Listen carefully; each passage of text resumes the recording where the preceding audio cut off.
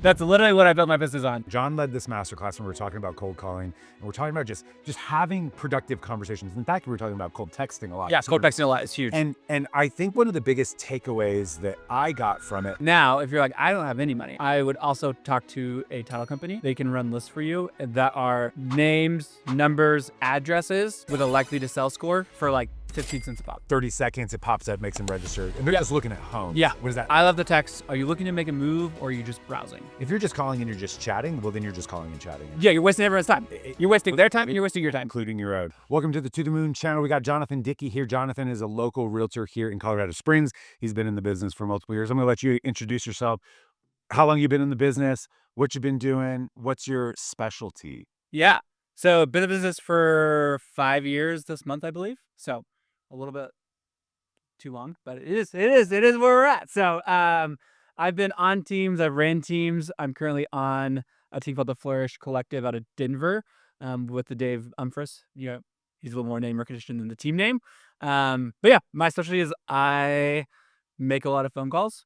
So there's a joke. Ben Kinney, who runs Place, we were talking with him the other day, and he goes, there's like 3 things that we've seen make agents successful. One is they have a massive sphere and they learn to tap into that sphere really well and get business from it. Second is they do a crap ton of open houses. Or 3, they just bang the phones until they get business. So I fall on that third. I've just made a lot of phone calls. So Out of curiosity, where does social media fall in there for him? Social media has not fallen. He said it is up and coming, but it's too new to like, you can clearly define this person's done social media to get business. So I would strongly disagree with that because pretty much all of our business comes from social media, like our YouTube specifically. yeah, And then, but I think you'd possibly argue that's online leads.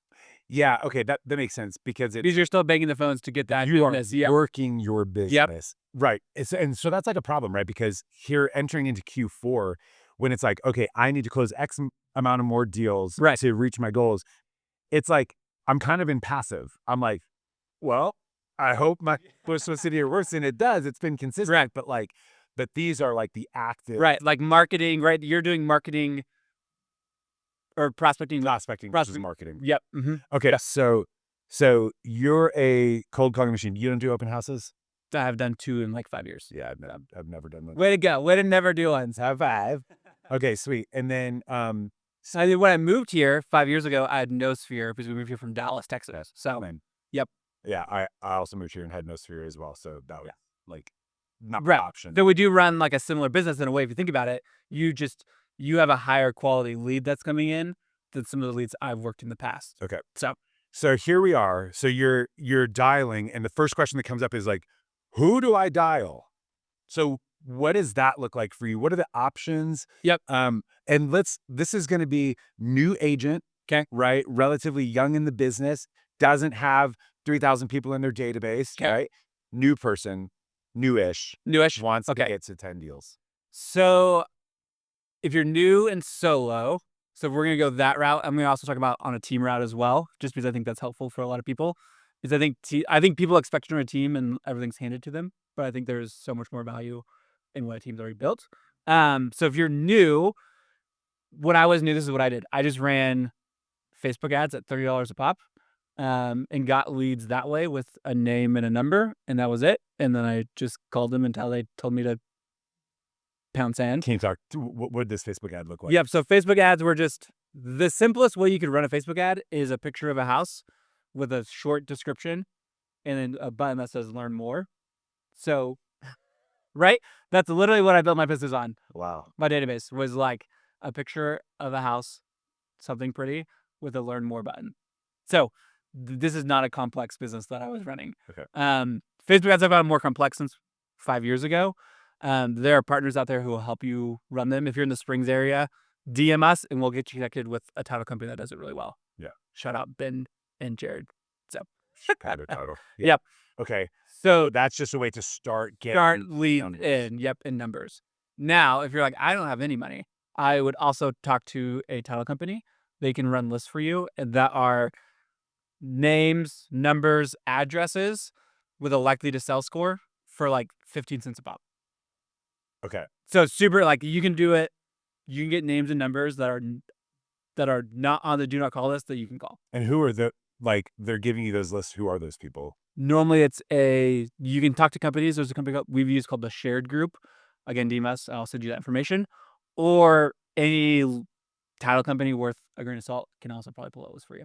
But what are those? Are those like expireds or those? So you can do expireds. You can do like just a likely to sell metric is where I would start.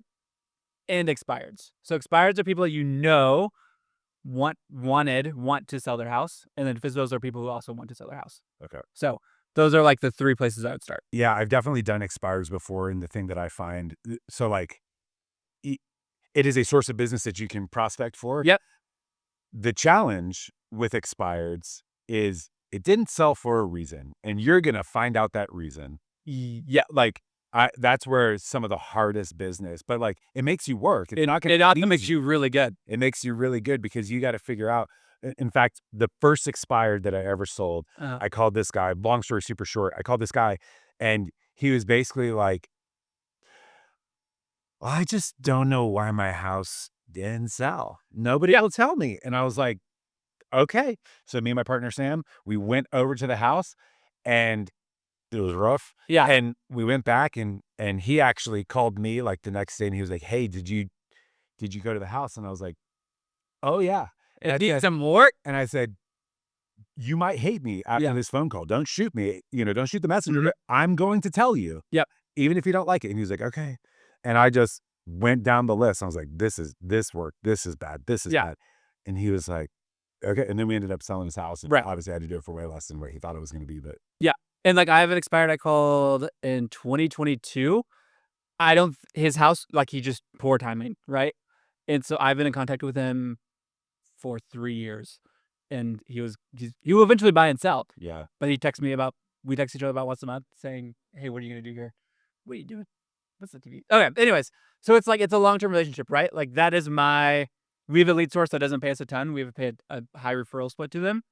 And I tell everyone who joins the team, I'm like, the value of this contact is they're going to meet with you and you can ask for more business from other places from them and also get, a small chunk of money from. Okay. So we just came out of a masterclass and we had a whole group there and John led this masterclass and we were talking about cold calling and we're talking about just having productive conversations. In fact, we were talking about cold texting a lot. Yeah. Cold texting a lot is huge. And I think one of the biggest takeaways that I got from it was this change in mindset of, I have to call this person and do business right now. And if I don't successfully do business right now, then I have failed. That is incorrect. You are there to build a relationship with the person.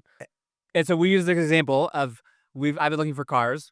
I went to a couple of dealerships and they're like, you ready to buy? And I was like, no, like I'm not. You don't know anything about me. And I went to the Toyota dealership. I still have a business card in my wallet. And the guy was like, hey, I see you're looking at 4Runners or Highlanders. Which one are you most interested in? And I go, well, I really like the 4Runner because it's more sporty and all this stuff, but I have 2 kids, and so the Highlander probably makes more sense. He goes, okay. And then he walked me through, like, what else do you use your car for? And just, like, took me on a journey of, like, this is the pros of the Highlander for this, and this is the pros of the 4Runner for this. And you're like, did I buy a car from that guy? No.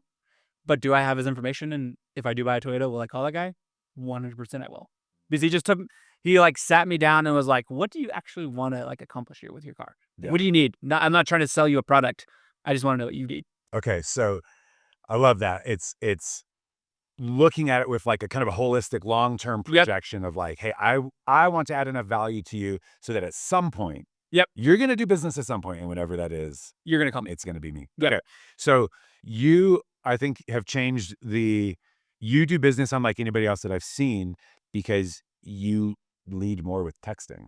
Can you tell why is that? Tell me about that. So my opinion, from what I've seen, if you call my wife 100 times, she will pick up 0 times. It does not matter how many times you call her. She's an introvert. She does not want to talk to you on the phone. Yeah. Unless it's a friend, and then maybe she'll pick up, but she'll probably text you. So it's like observing my wife and some of her friends, like they never pick up their phone, but they will respond to text like in seconds. I forget the number. It's like 90% of text messages get read in 2 seconds or less. So you think about it, your chances of them actually responding to you are way higher. And then having the right script that gets them interested in, or not script, but the right text that gets them interested in responding back to you. Okay, so what does that sound like for you? Because I think your phone call, what I like about your phone calls and your texts are they just seem so much more direct. Yep. Like it's not these long intros. It's just like, Yeah, like nobody cares who you are. They probably don't care. They don't care who you are. They don't care what brokerage you're at. They don't care what team you're on.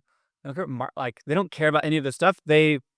Like you're just sending them a text to ask them a question, knowing you'll probably get a response back if you ask the right question okay, in the right way. So you're going through your database, your own database, Yep. right? And you're like, this person raised their hand 18 months ago. Yep. And so it's a really simple, hey, you reached out a while ago. Did you end up selling your house? That's kind of the first question. And then I send a space. If you were to get an above market offer, would you be open to a conversation? And so it's a really simple, they can respond back, hey, I sold my house. And you go, great, that's awesome. As well, you did that. If they say, yeah, I would be interested in above market offer, you then start asking questions about where they want to move to next. What's the value of their house? All of that. Okay, interesting. So you kind of pivot immediate into motivation. Yep. Yeah. Motivation is what you're finding out. Okay. They're somewhat motivated because even if someone sent me a crazy offer on my house, I would probably tell them no right now because I love my house. Right? If someone sent me that text, I'd be like, no, I love my house. Like, it would have to be like $1.5 million for me to move. Right? Like, it's like, no, like the location, this house fits all of my needs. But if you're thinking about moving or it's been a thought in your mind, right? It's like, well, actually, I probably would respond back to that. Okay, Like, and so those are people that kind of raised their hand because they were at some point, yeah. they were looking at what, like Home value tool. okay. Yep. So somebody goes into your website, they look at a home value, and it's just, hey, did you ever end up selling your home? If you were able to get an above market offer, Would you be interested? would you be interested? Yeah. Okay. What about somebody that is like for us, our website, explorespringshomes.com, Mm-hmm. people go there and then after, 30 seconds, it pops up, makes them register, and they're just looking at home. Yeah. What does that text sound like? So I love the text of like, are you looking to make a move or are you just browsing? Because it's like, if they say just browsing, people I think are like, oh, that's a loss. Hold on, dead nuts. Like first text. First text, are you looking? They've registered. It pops up. It says, Jonathan Dickey has registered on your website. Yep. I get that from my CRM. And then I just text, are you looking immediate? Are you looking to make a move or are you just browsing? Here's the brilliant part about it. If you do a chatbot online, like if you're asking questions or whatever else, it's going to ask some very simple questions. Like no one needs a bio from you. Nobody needs any of this stuff. They just need to know like they're just going to respond to that. And if they say browsing, I've talked to a lot of people like, they just said browsing. And I'm like, that's fine. Ask them what they're browsing for. Right? Just like I was at a car dealership, I was browsing for a car. And like, I am interested in cars. There's people who just look at houses online and that's fine. Yeah. And like keep them in your database because you never know when they'll transact. But they're browsing for something. Right. There's a reason they're looking at houses and registering. Well, and this came up in the masterclass as well. It's like if you go into a furniture store or you go into car lot, Whatever it is. like the car lot may be a little bit different because you kind of have to have somebody so that you can open the door and get in the car. Yep. But like you walk into a furniture store, clothing store, whatever, and the salesperson, How can I help you today? and you're just like, Nope. get the hens. Nope. But if the person says to you, what car, or, are you looking at the 4Runner or the Highlander? You can't be like, no. Like, how are you supposed to, like, Yeah, you kind of it's are like, forced into a response. Yep. Yeah, interesting. So it's a little bit of this like via super low threat environment. Yep. The text message. Yep.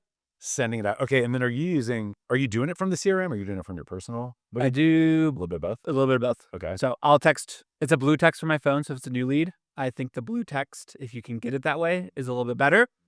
I have a 405 number, so I'll also use that to my advantage. Yeah. For a long time, I thought it was a disadvantage, but now I'll call people like, you probably haven't got any calls from a 405 number. I am local in the Springs. I still have my roots in Oklahoma. But so that way, when I call you again, you know who it is. It's funny because I have an 801 number. Yeah. But it looks too similar to 800. Oh, that's tough. That sucks. It's so bad because I feel like agents, like nobody answers. Yeah. And you're like, guys, it's Kyle. So like, I literally have a text just saved because I know that I'm going to call. Yeah. They're not going to answer, and I have to send a text immediately. Hey, it's Kyle. Right.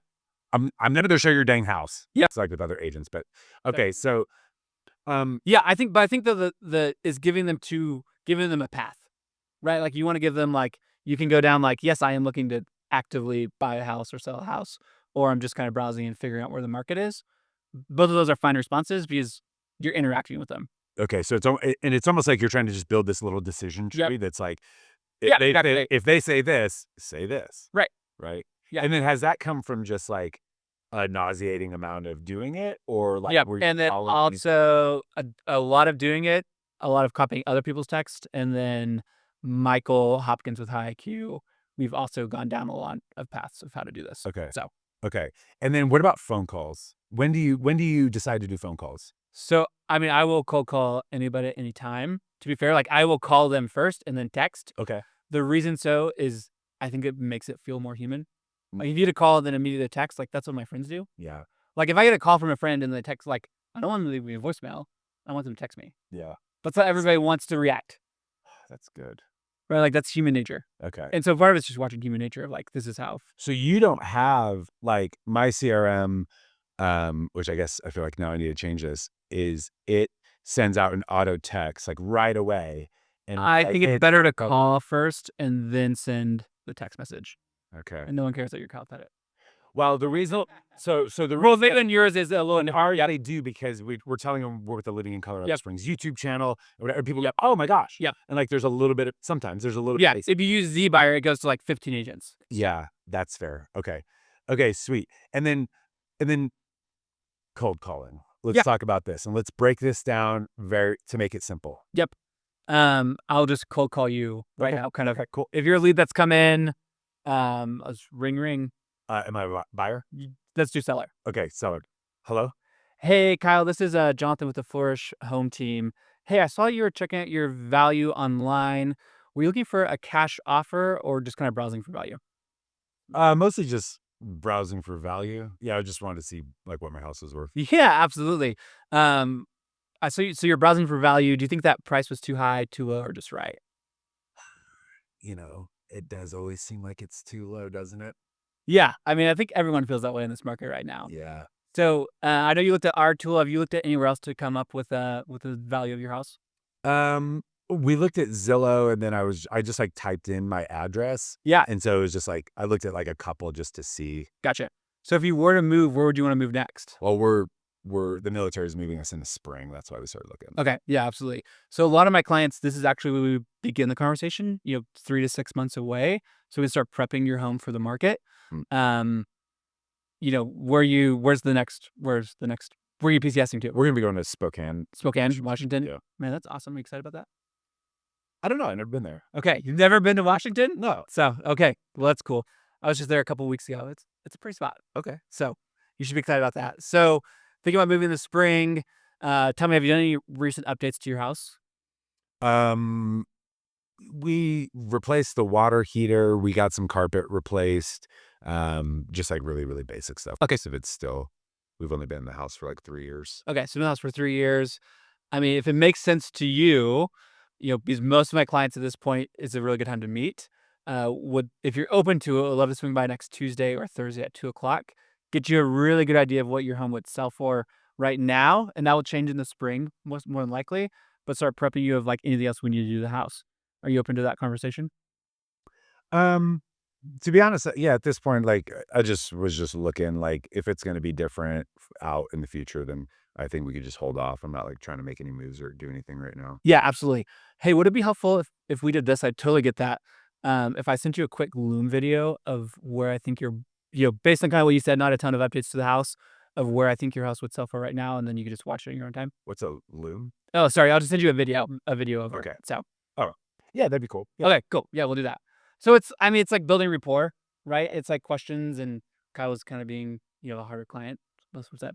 But it's just asking you, trying to figure out. I know why they're moving, but it's like maybe the best option is for them rent. Like there's a ton more question trees we could go down there. Okay, and then what's the framework that like in your head, like you weren't looking at anything, and a lot of times when I call, like I'm looking and I'm like, Yeah, normally I have something else. So it's location, okay, right? So you're moving to Washington. Motivation was kind of easy there because it's like the military's moving me. Yep. And I would still dig deeper on motivation of like, are you turning in a profit? Like, does it make a difference to your rent? Like, what are you actually trying to accomplish on the motivation piece? Price point. So what do you owe on your house still? Do you owe something on your house? And then, setting the appointment. So some people say ask if they have an agent. I don't ask that question because I found it not to work very well because everybody knows an agent. So you say, do you have an agent? They're going to immediately try to pull like they almost think they should have an answer to that question already. Yeah. Even though you're the agent that's calling them. Yeah. So Yeah, and we talked about this earlier. Like, I love what Sharon says. yeah. The way that he asks that question is, "Hey, has anybody taken the time to sit down with you and really go through what the timeline looks like to sell your house in 2025?" Yeah. Have you guys ever sold your house before? Yeah. Or is this the First time. Yeah. And they're like, actually, it's the first time. Okay. Selling is a little bit different than buying. And there's a couple extra steps that we want to take now or well in advance. Yeah. Because like you could decide that you want to buy a house and we can go out tomorrow. Yeah. But like to sell your house, we need to prep. And there's sometimes some surprising steps there. So has anybody taken the time to sit down and go through that with you? Yep. Here's what I also love. So the reason that I'm like pushing direct, but kindness goes a lot further than people realize. So if you send that video, like, hey, they get to see your face with a name. Yeah. And so like, I think a lot of people like, we have to set the appointment on the very first phone call. Whereas I don't feel that way. I'm like, if I set a task to follow up with you in 2 weeks, that's a win.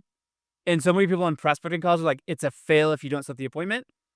It's not that salesperson at Toyota didn't fail because I didn't buy a car that day. Yeah. Right? Like he did his job to the best of his ability. I wasn't ready to buy. Yeah. And so it's like, are we leading with kindness of like, hey, I'm here to help. Like I'm going to be around for 6 months. You're going to get more follow-up from me than just this.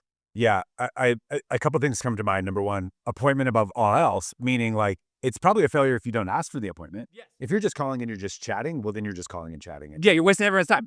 You're wasting their time and you're wasting your time. Including your own. Yeah. So appointment above all else, like you have to do that. But what's the logical next step? The logical next step. And then the other one for me is, oh my gosh, this changed the way that I do business is if you act like their agent, you'll be their agent. Exactly. Right. That is So like 100%. What would their agent do? Their agent would either go to their house or send them a video. Yes. Right. To send them some legitimate value. Yep. And let them know, right? Like that's just kind of where we're at. Yep. Yep. It's also tough when you're 6 or 9 months out. I maybe don't want to spend my time going to that appointment just yet. That's also true. So again, like you have to, if you're making enough cold calls, like you're like, and what is actually best for this client? Yeah. Like when you're thinking that, not what's best for me, which is the default for agents is setting the appointments best for me. And it's like, was that best for the client? Yeah. So okay, so your framework is use LP Mama. LP Mama, yeah. Kind of adjust it. Adjust it, yep. And you have to like I was saying this in the mastermind, like motivation is the thing you have to find. And once you find it, you have to hammer it. Okay. And you have to understand what their actual motivation is.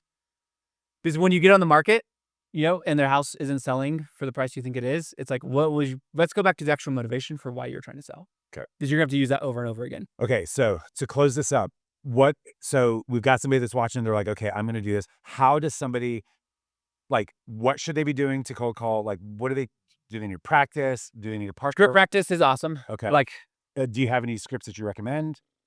Conversation flows. Conversation flows is more just appropriate. Yeah. I mean, you can use ChatGPT now, which is crazy. Get with a partner and just be mean to each other. Like, I think it's coaching. So if you're like an NFL fan, right? Like everyone right now is making fun of the Dolphins because they're like, they don't practice very hard. And so practicing hard is what you just did, right? Where you're like, I'm not going to say yes to this right away. Yeah. Like that's like, you have to be like kind of an a-hole. And your role play partner does. Yes. This is actually like what I like to do is, okay, let's say that I want to learn how to do expireds. There's 3 that like my homework is to study these 3 objection handlers. Yep, right? exactly. And then we're just going to practice those and you might pitch them in different ways, but like, it's not really that valuable if you're throwing objections to me, like we're practicing and you're throwing objections that like, I haven't practiced yet. It's like, yeah. And then like maybe at the end, here's the deal though. Like there's not that many objections out there. There's like once you understand there's like 7. Yeah. Or they might be worded differently, but there's like 7 objections. Yeah. And I think where agents don't spend the time, like I was talking about this, is like your opening line is so valuable. Because if you open with just like, I'm a realtor, like everyone's like, I don't know where we're going with this conversation. And so having the framework of like, hey, I'm going to ask like, are you looking for a cash offer? Are you looking to move? Like giving them something to like think about and have to answer in an A-B fashion. Yeah. Because if you ask, are you looking to make a move? You can say yes or no to that. But are you looking to make a move or are you looking for a cash offer? You can't just I'm choosing one. I'm choosing one of those things and I get more information from you. and then mirroring and matching. When the very first phone call you have, if they say hello, you say hello back, and it gets you in the mindset of we're gonna mirror and match. But all to say is practicing that opening script over and over again. What I've done is record yourself doing it like 10 times in a row until you feel like, okay, I've nailed this opening one, and then listen back to it, and then listen to yourself talk. Handling those objections is brutal, but you'll get a lot better at it because you will hear yourself and you'll hear your ums, and you'll hear your, which I still have ums, uh, um, as I said right there, and you'll just hear yourself more. So like listening to yourself do it is brutal, but it's the best way to do it. The only way to get good at this business is to practice. And if you want to take your business to the moon, if you want to be a person that is successful in this business and not part of that giant statistic 87%. of attrition, Yeah. huge attrition, then you have to practice. You got to learn, you got to script practice, and you have to do a nauseating amount of work. Yeah. Like it comes from volume, and the more volume you do, whether it's cold calling, posting on social media, whatever it is, open houses, it's like by volume and practice and repetition, that's how you get. And until somebody shows me a way that you don't have to make a phone call for however you're doing real estate, you're gonna have to talk on the phone. You're gonna talk on the phone to the agent on the other side of the deals. You're gonna talk on the phone to your client, even if they're the best lead sources. We have one of the best lead sources in the United States. Guess what I have to do with that lead? Call them. Call them.